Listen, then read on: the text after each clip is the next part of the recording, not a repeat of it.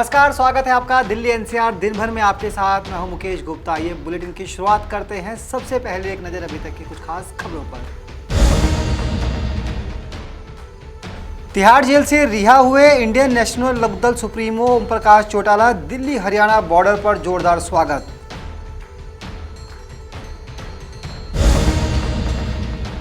आर्थिक संकट से जूझ रहे डीएमआरसी का फैसला, येलो लाइन मेट्रो का निजी हाथों में दिया परिचालन।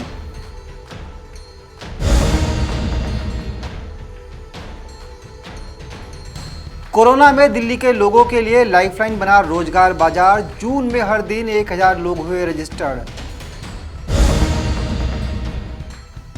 दिल्ली के वसंत कुंज में हत्या और आत्महत्या का मामला, बुजुर्ग पति ने पत्नी की हत्या के बाद किया सुसाइड।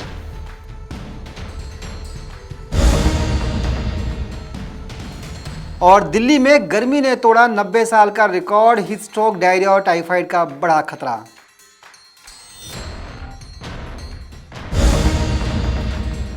अब खबरें विस्तार से। हरियाणा के पूर्व मुख्यमंत्री और जेबीटी टीचर भर्ती घोटाले में अपनी 10 साल की सजा काट रहे ओपी चौटाला आज तिहाड़ जेल से रिहा हो गए हैं। ओपी चौटाला के रिहा होने के बाद उनके समर्थकों में खुशी की लहर देखी जा रही है। ओपी चौटाला के वकील से बातचीत की हमारे सहयोगी कमल कंसल ने। आपको सुनवाते हैं कि उनके वकील ने इस रिहाई के बाद क्या कुछ कहा। आप देख रहे हैं नवोदय टाइम्स पंजाब केसरी टीवी। हरियाणा के पूर्व मुख्यमंत्री ओपी चौटाला की आज रिहाई हो गई है और पूरी तरीके से औपचारिक पूरी प्रक्रिया जो है कागजी कार्रवाई की गई है। हमारे साथ उनके वकील अमित सानी जी हैं। सानी साहब, क्या पूरी प्रक्रिया रही है? देखिए, एक लंबी लड़ाई के बाद ओम प्रकाश चौटाला जी की तिहाड़ जेल से रिहाई हुई है।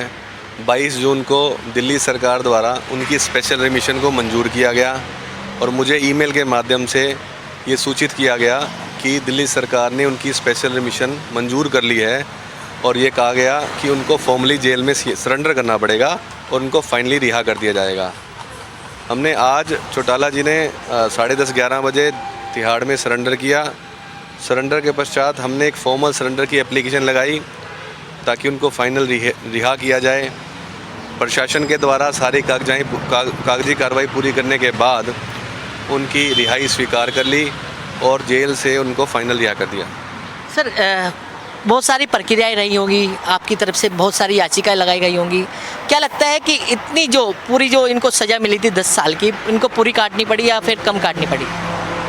देखिए, इनकी रिहाई जुलाई 2018 से ही बनती थी और कहीं ना कहीं दिल्ली सरकारों ने राजनीति से प्रेरित होकर के और अन्य कारणों से इनकी रिहाई का विरोध किया सभी डेट्स पे। पर दिल्ली सरकार ने बार बार इनको फटकार लगाई कि इनकी जेल से रिहाई क्यों नहीं बन रही, क्योंकि इनके सारे पैरामीटर पूरे होने के बावजूद सुप्रीम कोर्ट ने भी दिशा निर्देश जारी किए कोविड के चलते जेलों को डीकंजेस्ट किया जाए, और क्योंकि कैदियों की संख्या जेलों में ज़्यादा है और क्षमता जेलों की कम है, तो इसके चलते सुप्रीम कोर्ट के दिशा निर्देशों के बाद सरकारों ने अपने अपने नियम बनाए और दिल्ली सरकार ने भी नियम बनाया कि ऐसे कैदी जिनकी 9.5 साल सज़ा हो चुकी है और उनकी सज़ा 10 साल दी गई है, तो ऐसे कैदियों को रिहा कर दिया जाए, जिसके तहत ओम प्रकाश चौटाला जी की रिहाई को स्वीकार कर लिया गया। 2018 की आपने बात करी, 2018 में ऐसा क्या हुआ था कि जो उनकी रिहाई है वो हो सकती थी? देखिए, भारत सरकार द्वारा 2018 में एक अधिसूचना जारी की गई, नोटिफिकेशन जारी किया गया, जिसके तहत ऐसे कैदी जिनकी सज़ा 65 साल से ऊपर है और ऐसे कैदी जिनकी कुछ स्पेशल डिसेबिलिटी है, ऐसे कैदियों को आधी सज़ा में छोड़ दिया जाए। तो इनकी आधी सज़ा उस वक़्त पूरी हो चुकी थी, तो इसीलिए हमने बार बार न्यायालय में इसकी मांग की कि इनको रिहा किया जाए, पर सरकारों ने बार बार इसका विरोध किया। पर इवेंचुअली आज उनकी जेल से रिहाई हो चुकी है। अमित सानी जी, आपकी बहुत अहम भूमिका रही है क्योंकि लगातार 10 साल से आप उनके साथ हैं, उनका केस जो है लगातार लड़ रहे थे, याचिका आपकी तरफ से लगाई गई थी। आखिर केस में सबसे मेन वजह क्या थी कि जिससे इनको जेल हुई? देखिए, केस तो बहुत लंबा था। इस चर्चा में, छोटी सी चर्चा में उसका विश्लेषण करना आसान नहीं है, पर निश्चित तौर पे इनको कानून द्वारा सज़ा दी गई। सज़ा हाई कोर्ट, सुप्रीम कोर्ट ने भी अफर्म करी गई मैं आपको ये बताना चाहूँगा कि इस मामले में पैसे का 1 रुपये का भी लेन देन नहीं था। ना तो सीबीआई ने ऐसा कोई अलर्ज किया, ना ही एफआईआर में था, ना ही चार्जशीट में था, ना ही ऐसा कोई एविडेंस था, और कोर्ट ने भी इस बात को स्वीकार किया। उसके बावजूद भी इनको फेवरेटिज्म के कारण सज़ा मिली है, और जिसको इन्होंने सज़ा अपने काट ली तिहाड़ जेल में, और अब इनकी फाइनल जेल से रिहाई हो चुकी है। मतलब औपचारिक माना जाए कि अब ये जेल से बाहर आ गए, अब कोई कानून प्रक्रिया नहीं होगी। तिहाड़ जेल में इनकी सज़ा संबंधित सारी फॉर्मेलिटीज़ पूरी हो चुकी हैं। अब इनको दोबारा तिहाड़ आने की जरूरत नहीं है। अच्छा, मेरा एक आखिरी सवाल ये है कि जिस तरीके से आज ओपी चौटाला क्योंकि मेदांता में एडमिट थे, मेदांता से निकले सीधे तिहाड़ जेल आए, क्या पूरा प्रोसीजर रहा आज का? किस तरीके से कागजी कार्रवाई आपकी तरफ से की गई है? देखिए, कोई भी कैदी जो बाहर होता है, जेल से बाहर होता है और बेल पे, पैरोल पे होता है, और उसकी फाइनल रिहाई अगर बनती है तो उसको एक बार तिहाड़ जेल के या किसी भी जेल के में सरेंडर करके रिकॉर्ड एस्टेब्लिश करना होता है कि अब वो फाइनल रिहा हो चुका है। अब जेल के रिकॉर्ड में इनकी सज़ा पूरी हो चुकी है। अब जेल से इनको कोई पत्राचार करने की जेल को भी और इनको कोई आवश्यकता नहीं है। तो जेल रिकॉर्ड में ये एक स्वतंत्र कैदी को रिहा कर दिया गया तुरंतः, और अब इनकी जेल में कोई रिक्वायरमेंट नहीं है। बिल्कुल, तो पूरी तरीके से अब औपचारिक तरीके से ओपी चौटाला जी अब जेल से बाहर आ गए हैं। दिल्ली से कमल कुमार कंसल, नवोदय टाइम्स, पंजाब केसरी। कोरोना काल में हर सेक्टर पर मंदी की मार पड़ी है, और इसी को ध्यान में रखते हुए हाल ही में दिल्ली सरकार द्वारा शुरू किया गया रोजगार पोर्टल आजकल सभी की पहली पसंद बना हुआ है। आपको बता दें कि इस पोर्टल पर रोजाना करीब 1000 लोग नौकरी के लिए रजिस्टर्ड कर रहे हैं, तो वहीं दूसरी तरफ 300 वैकेंसी भी रोजाना इस पोर्टल पर नजर आ रही है। कोरोना काल के दौरान पिछले साल दिल्ली सरकार की ओर से रोजगार बाजार वेबसाइट शुरू की गई थी। राजधानी दिल्ली में चौथी विनाशकारी कोविड लहर के बाद अनलॉक प्रक्रिया के दौरान रोजगार बाजार दिल्ली के बेरोजगारों के लिए लाइफलाइन बना हुआ है। रोजगार बाजार में जून में रोजाना लगभग 1000 नए नौकरी खोजने वालों को पंजीकृत किया गया और 300 नई नौकरियां पोस्ट की गईं। दिल्ली सरकार का कहना है कि अनलॉक प्रक्रिया के दौरान रोजगार बाजार दिल्ली के बेरोजगारों के लिए लाइफलाइन बना हुआ है। सरकार की तरफ से जारी आंकड़ों के मुताबिक जून में दिल्ली में कुल 34,212 नौकरी खोजने वालों को पंजीकृत किया गया। इसके अलावा 1 से 30 जून 2021 के बीच 9,522 नई भर्तियां पोस्ट की गई। साथ ही नौकरी चाहने वालों और रोजगार देने वालों के बीच में हर दिन 2500 बार व्हाट्सएप, फोन कॉल और सीधे आवेदन के माध्यम से संपर्क हुआ। जून में नौकरी चाहने वाले और रोजगार देने वालों के बीच कुल मिलाकर 75,000 बार संपर्क हुआ। दिल्ली सरकार का दावा है कि लॉकडाउन के दौरान रोजगार बाजार पोर्टल ने व्यवसायों को डिलीवरी और उपभोक्ता सहायता के लिए कर्मचारी रखने में मदद की, जबकि अनलॉकिंग प्रक्रिया के दौरान नौकरियों में फिर से बढ़ोतरी आई। प्रेजेंट में सबसे ज्यादा नौकरियां ग्राहक सहायता, डिलीवरी एग्जीक्यूटिव और सेल्स में है। रोजगार बाजार पर फुल टाइम जॉब के साथ साथ पार्ट टाइम और वर्क फ्रॉम होम नौकरी के विकल्प भी उपलब्ध है।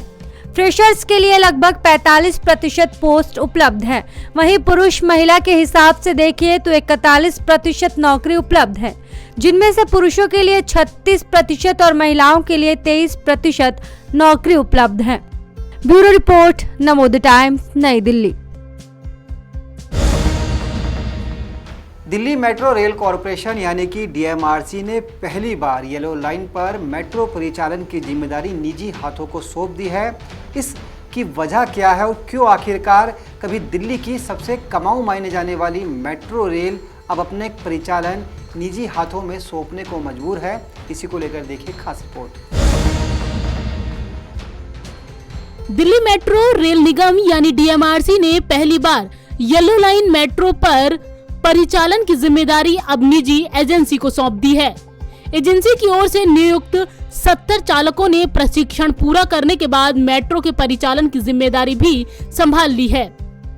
डीएमआरसी ने क्यों उठाया ये कदम? बताया जा रहा है कि आर्थिक संकट के कारण डीएमआरसी ने ये फैसला लिया है। फिलहाल येलो लाइन पर 3 साल के लिए मेट्रो परिचालन की जिम्मेदारी निजी एजेंसी को सौंपी गई है। इसके बाद चरणबद्ध तरीके से दिल्ली मेट्रो के अन्य सभी लाइनों पर परिचालन की जिम्मेदारी निजी एजेंसी को सौंपने की तैयारी है। डीएमआरसी परिचालन पर होने वाले खर्च को कम करने के लिए लंबे समय से आउटसोर्सिंग की तैयारी में जुटा हुआ था। दिल्ली मेट्रो के कर्मचारियों ने इसका विरोध भी किया था। इसके बावजूद येलो लाइन परिचालन के लिए निजी एजेंसी की नियुक्ति कर दी गई। निजी एजेंसी ने अब तक 153 मेट्रो ट्रेन ऑपरेटरों की नियुक्ति की है। निजी परिचालन के लिए प्राइवेट एजेंसी की तैयारी। डीएमआरसी और निजी एजेंसी के बीच हुए समझौते के अनुसार चालकों को प्रशिक्षित करने की जिम्मेदारी दिल्ली मेट्रो की होगी। शास्त्री पार्क स्थित दिल्ली मेट्रो रेल एकेडमी में 70 चालकों ने प्रशिक्षण पूरा कर लिया है। इसके अलावा 83 चालकों का प्रशिक्षण अभी चल रहा है। समयपुर बादली से हुडा सिटी सेंटर से येलो लाइन की कुल लंबाई 49.31 किलोमीटर है। डीएमआरसी का कहना है कि निजी एजेंसी द्वारा नियुक्त चालक विभाग की निगरानी में ही मेट्रो का परिचालन करेंगे। निजी एजेंसी का दायित्व सिर्फ चालक उपलब्ध कराना है। ट्रेनों की रखरखाव की जिम्मेदारी डीएमआरसी के पास ही रहेगी। आपको बता दें कि कोरोना के दौर में मेट्रो का घाटा बढ़ गया है, क्योंकि लॉकडाउन में काफी दिनों तक मेट्रो का परिचालन बंद रहा था। अब भी मेट्रो का परिचालन करीब 10% क्षमता के साथ ही हो रहा है। इस वजह से यात्रियों को सफर में परेशानी का सामना करना पड़ रहा है। वहीं मेट्रो का आर्थिक नुकसान भी उठाना पड़ रहा है। हालांकि मेट्रो को केंद्र सरकार से करीब 1242.28 करोड़ रुपए की सहायता मिली। केंद्र सरकार ने जापान की एजेंसी का लोन चुकाने के लिए करीब 808 करोड़ व लोन का ब्याज चुकाने के लिए 433.85 करोड़ का भुगतान किया। फिर भी डीएमआरसी को 1784 करोड़ का नुकसान हुआ है। मेट्रो की साफ सफाई और टोकन बिक्री की जिम्मेदारी पहले से ही निजी एजेंसियों के पास है। पहली बार दिल्ली मेट्रो के किसी भी परिचालन की जिम्मेदारी निजी कंपनी को दी गई है। इससे डीएमआरसी को स्थायी तौर पर ट्रेन चालकों की नियुक्ति नहीं करनी पड़ेगी। मौजूदा समय में दिल्ली मेट्रो की 10 लाइनें हैं, जिसका कुल नेटवर्क 348 किलोमीटर है और 253 मेट्रो स्टेशन है। इन सभी 10 लाइनों पर परिचालन की जिम्मेदारी निजी एजेंसी को सौंपी जाएगी, ताकि डीएमआरसी घाटे से उबर सके। नवोदय टाइम्स के लिए संगीता सिंह की रिपोर्ट, दिल्ली। राजधानी दिल्ली के वसंत कुंज इलाके में हत्या और आत्महत्या का एक मामला दिल दहला देने वाला है। आपको बता दें कि एक घर के अंदर बुजुर्ग दंपत्ति के बीच अक्सर झगड़ा होता था। खबर है कि बुजुर्ग ने पहले अपनी पत्नी की हत्या की और उसके बाद खुद भी सुसाइड कर लिया। आपको बता दें कि दोनों बुजुर्ग दंपत्ति अपना चूल्हा अलग अलग ही जलाते थे। राजधानी दिल्ली के वसंत कुंज इलाके में हत्या और आत्महत्या की दिल दहला देने वाली घटना सामने आई है। कथित तौर पर यहां एक बुजुर्ग ने अपनी ही पत्नी की बेरहमी से हत्या करने के बाद खुद भी सुसाइड कर लिया।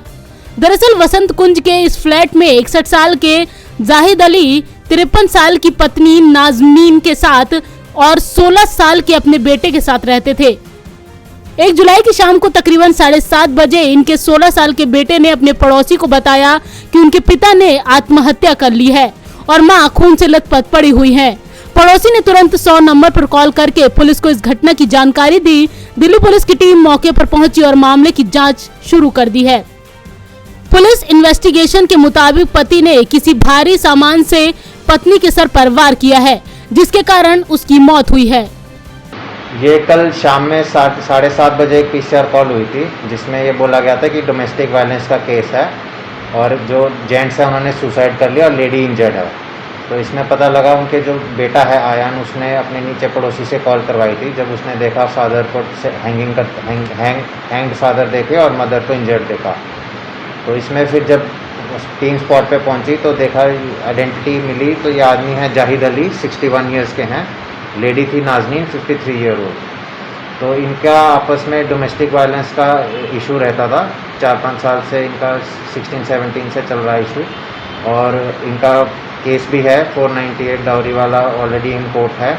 और एविक्शन नोटिस, एविक्शन का भी और डोमेस्टिक वायलेंस का भी केस दोनों कोर्ट में पेंडिंग है। तो उनका रूटीन में झगड़ा रहता था। तो इससे ये दिख रहा है कि इसमें हस्बैंड ने पहले किसी बात से झगड़ा हुआ, वाइफ को कोई हार्ड चीज़ हिट की है, ब्लंट फोर्स है हेड में, जिससे उनकी डेथ हो गई और उसके बाद उन्होंने सुसाइड कर लिया। पुलिस की शुरुआती जांच में पता चला है कि पति पत्नी के बीच काफी दिनों से किसी बात को लेकर मनमुटाव चल रहा था। इसके चलते उनमें अक्सर झगड़े भी होते थे।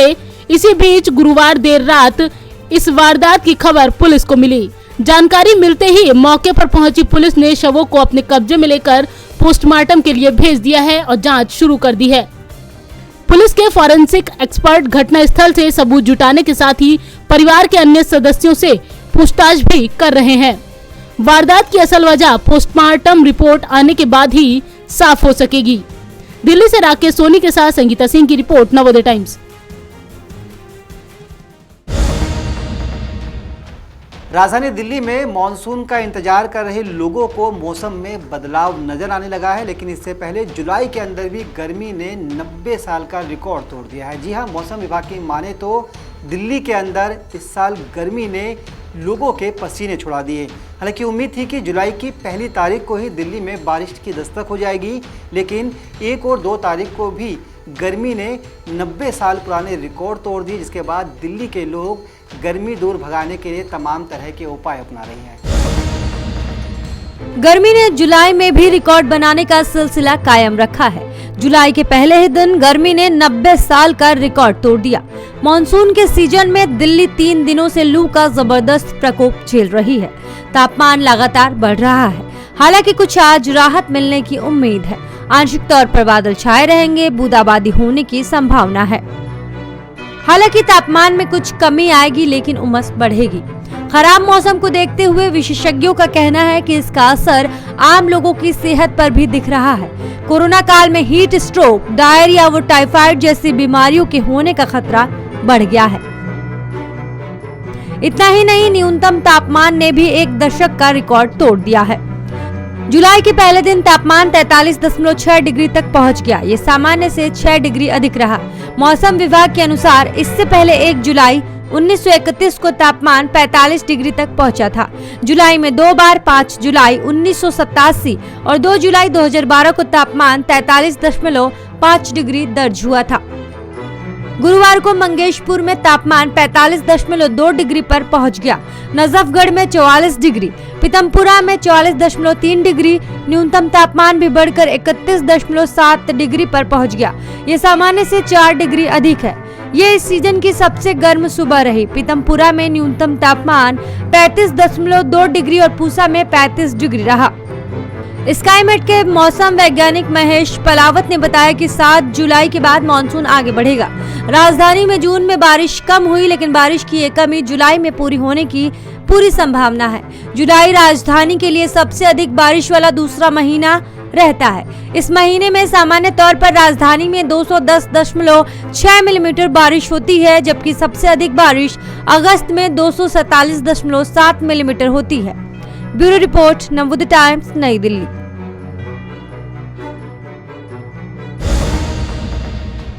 तो ये थी दिल्ली एनसीआर से जुड़ी हुई वो तमाम बड़ी खबरें जिन्हें आपके लिए जाना था बेहद जरूरी। देश और दुनिया की ताज़ा तरीन खबरों के लिए आप देखते रहिए नवोदय टाइम्स पंजाब केसरी ग्रुप।